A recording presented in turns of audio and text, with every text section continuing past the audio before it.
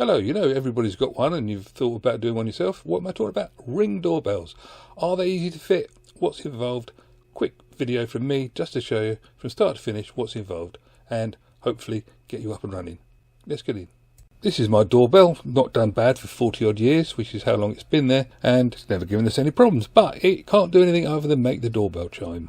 So the first thing you're going to have to do is take it off, and that's what the cover does. It releases those screws. Then you take the screws out. Then simply remove these wires and there you have it. The job done as far as removal is concerned.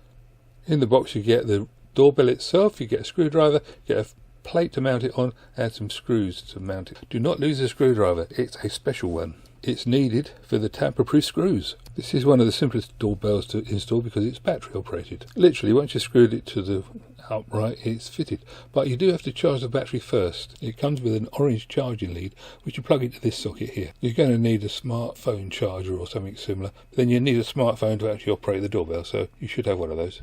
So having installed it, you've screwed it up, you've got your smartphone going, you've scanned the QR code on the back of the doorbell. The QR code is also on the instruction booklet. You don't have to worry if you put it up already and forgotten to scan it. It is actually in the paperwork as well.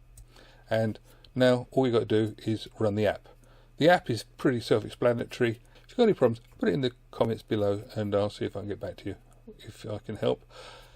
There is support from Ring and all the sort of people like that, but I think overall it's not bad. One of the best things about it is it actually tells you what's going on. So it says movement of the door, or in this case it said parcel.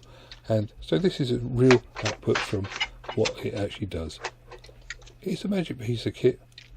The camera part is activated every time it sees some movement within the field of vision that you've set up.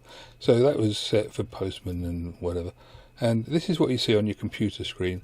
It tells you whether it's a live view or whether it's something that you set up for, like parcel delivery.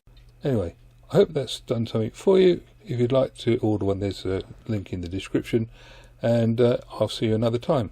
Cheers. Bye bye.